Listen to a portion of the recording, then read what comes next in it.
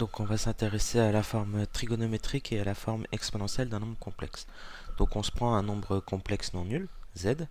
Alors non nul, tout simplement pour avoir que le nombre admette un argument. Et on note θ cet argument. On a une première propriété qui dit qu'on peut l'écrire sous la forme module de z facteur de cos θ plus i sinus θ. Et ça, ce sera la forme trigonométrique. Donc tout ça. Alors première chose intéressante, c'est que si on développe, on obtient cette chose-là, donc z égale module de z fois cos θ plus i fois module de z fois sinus θ. On peut identifier partie réelle et partie imaginaire. Donc si z c'est a plus ib, ça veut dire que a c'est z fois cos θ. Donc autrement dit, cos θ c'est a sur module de z. Et sinus θ de la même façon, ça sera b sur module de z. Petit aparté sur la forme exponentielle, une fois qu'on a écrit ceci comme ça, on peut écrire z égale module de z fois exponentielle iθ. Puisque exponentielle iθ, on le définit comme cos θ plus i sinus θ. Et on a vu dans le cours qu'il y a une raison pourquoi on pouvait le définir comme ça. Notamment avec une certaine fonction fθ, c'est cos θ plus i sinus θ, et on remarque que ça vérifie les mêmes propriétés que l'exponentielle qu'on avait vu dans le cours.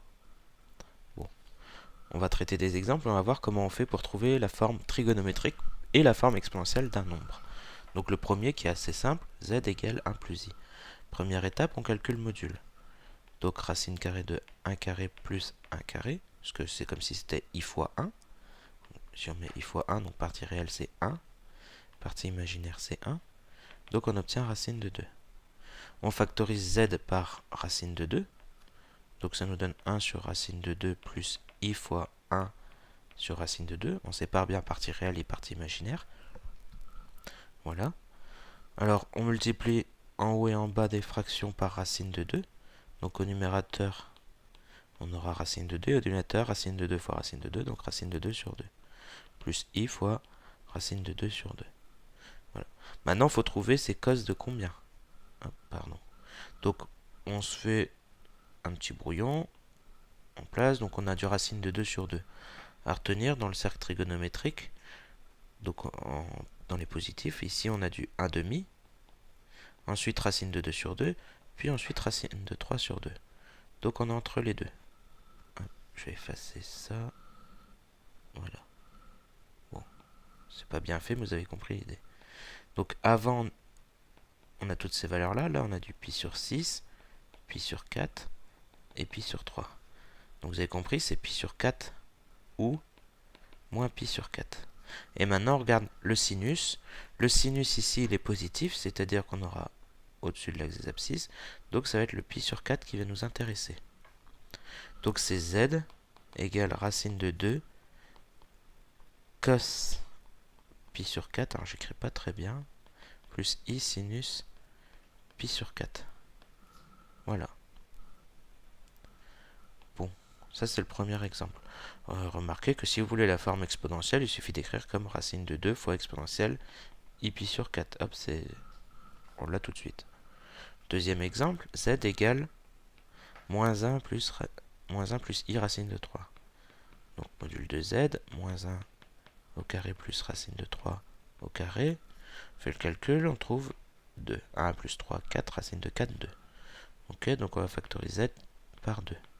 Donc moins 1 demi plus i racine de 3 sur 2. Pareil, on fait le cercle trigonométrique. Pour module de z égale le cos de z, cos de l'argument de z, c'est moins 1 demi, on va y arriver. Donc on est ici, sur le cercle trigo. Et son sinus est positif, donc ça sera cette valeur-là. Et là, c'est un 2pi sur 3. 2pi sur 3, donc z, c'est 2 fois cos de 2pi sur 3, plus i sinus de 2pi sur 3. Et si on veut la forme exponentielle, 2 exponentielle 2i sur 3. I fois 2pi sur 3, donc on obtient ça. Voilà. Allez, maintenant le petit 3 qui ressemble au premier, mais avec une petite subtilité. Donc module de z, on va trouver racine de 2 pareil. Donc z, si on factorise par racine de 2, on obtient ça. 1 sur racine de 2 moins i fois 1 sur racine de 2. Donc quand on avait multiplié par racine de 2 sur 2, enfin racine de 2 en haut et en bas, au numérateur et au dénominateur, on avait trouvé racine de 2 sur 2.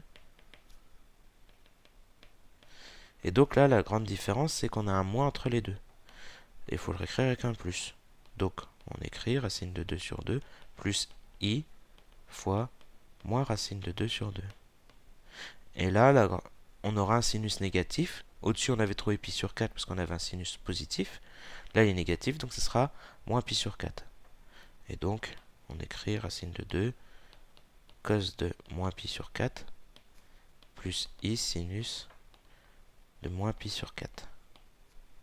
Et donc la forme exponentielle, racine de 2 exponentielle i pi sur 4. Bon, une autre méthode pour ce 1 moins i. Donc pareil, on calcule module de z, on trouve racine de 2. Et on utilise la propriété dans la remarque, c'est-à-dire le cos θ vérifie partie réelle sur module de z. Regardez, c'est ce qu'on a écrit au-dessus, ici.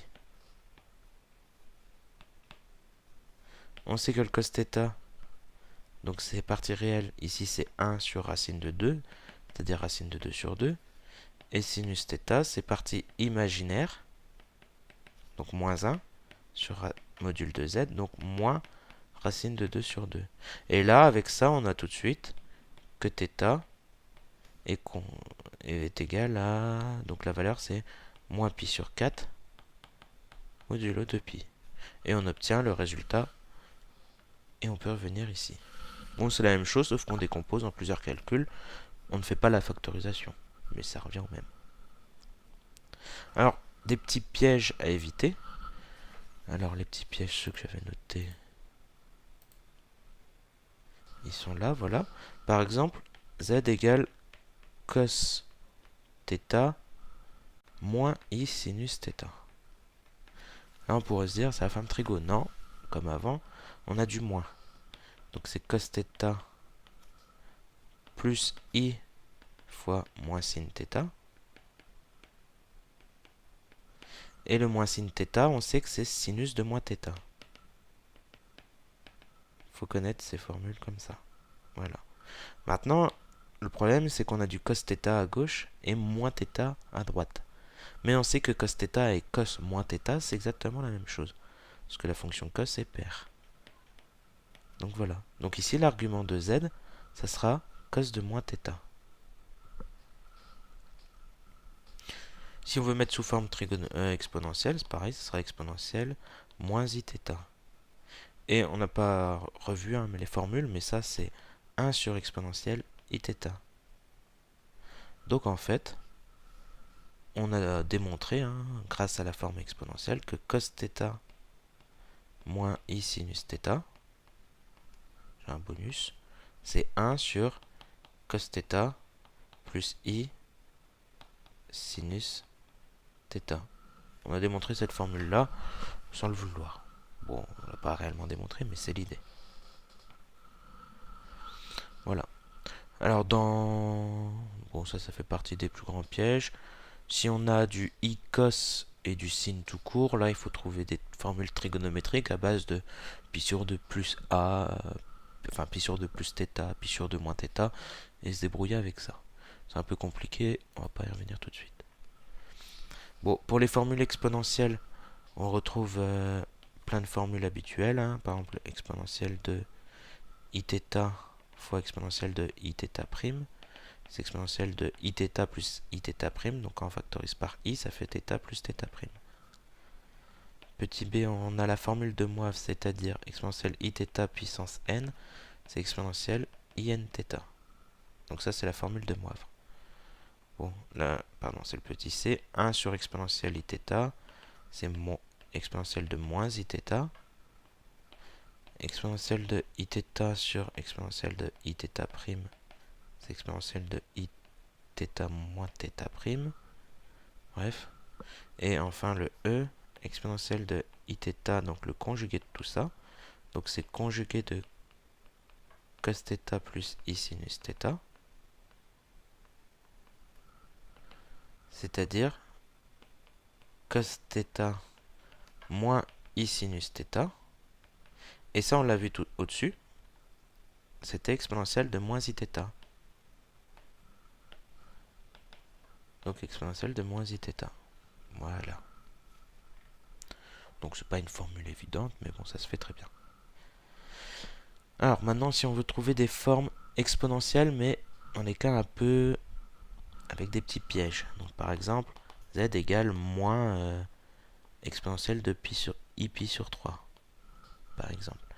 Là, le problème, c'est que c'est pas vraiment la forme exponentielle, parce que dans la forme exponentielle, c'est z égale module de z fois exponentielle iθ avec θ un argument de z.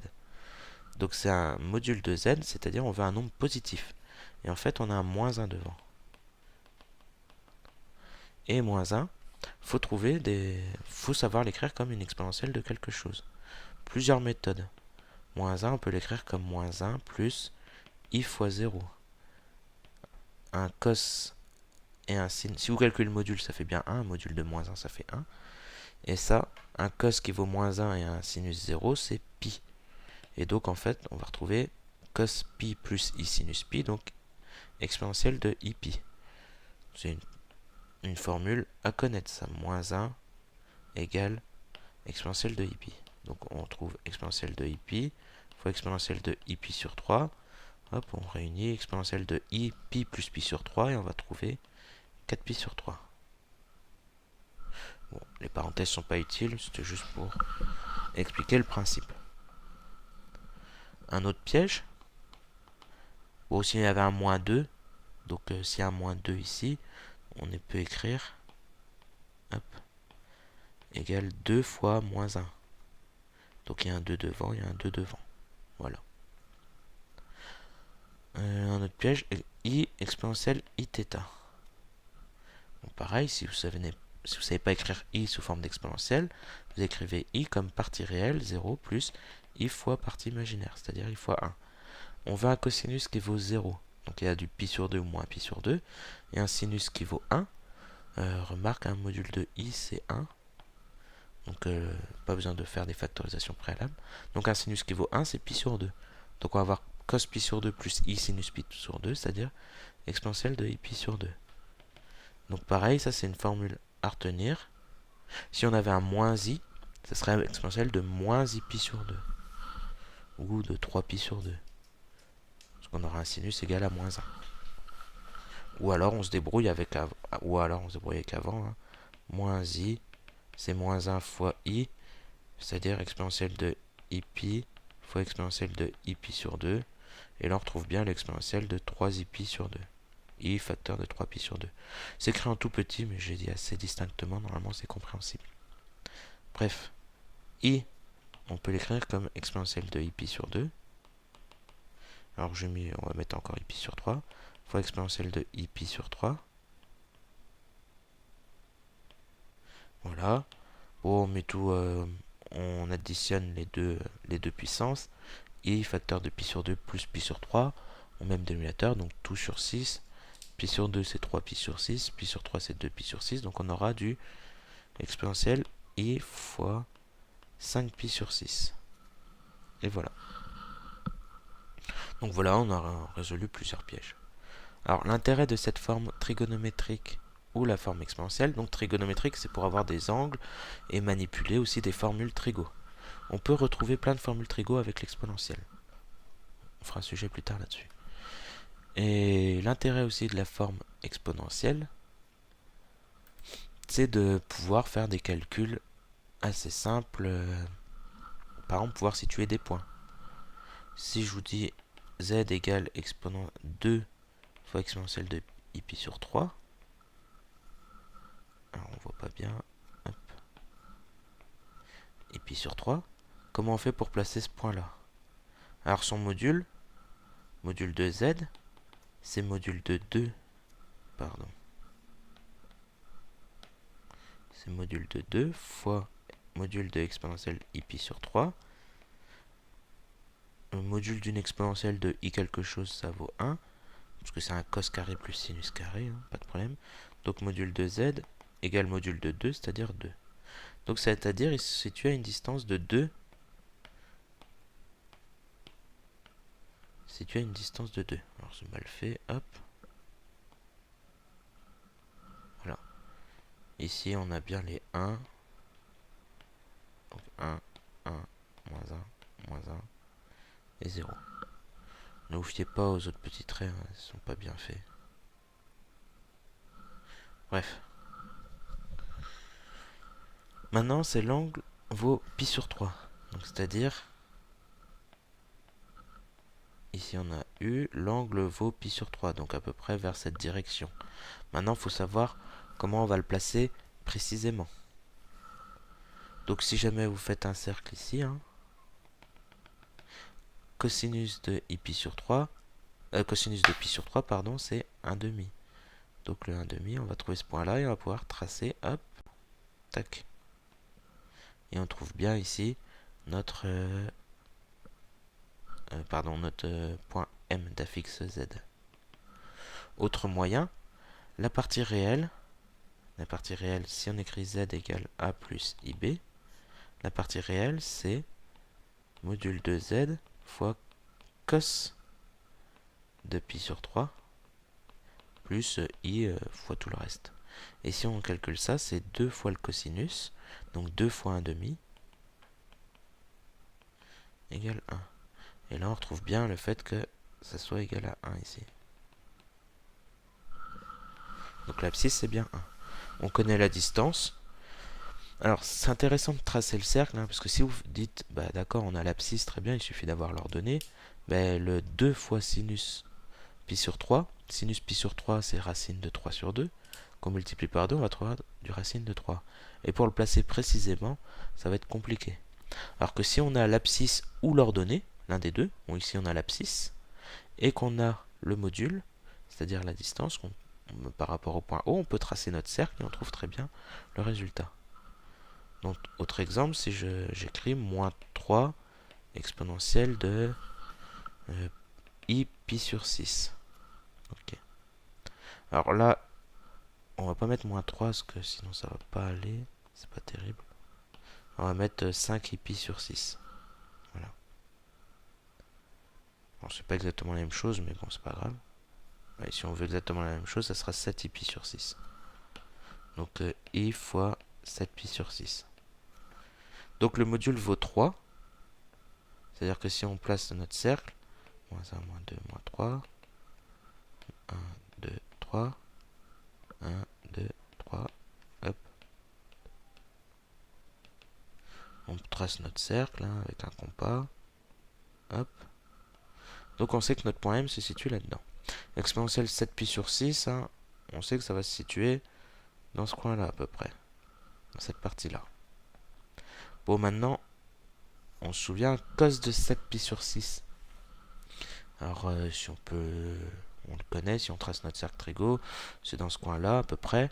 C'est un moins racine de 3 sur 2. C'est pas précis. Par contre, son sinus, c'est moins 1,5. Et moins 1,5, on va le multiplier par le module, par 3, donc moins 3,5. Moins 3,5, c'est 1,5. Donc on place notre moins 1,5. Hop. Voilà, on sait qu'il appartient au cercle. Donc on a notre point M d'affixe Z. Alors vous pouvez le trouver bizarre par rapport au dessin. Tout simplement, c'est juste que le dessin n'est pas à une bonne échelle. Je trouverais plutôt dans ce coin-là. Vous avez compris l'idée. Voilà. Donc ça, c'est très facile à placer des points.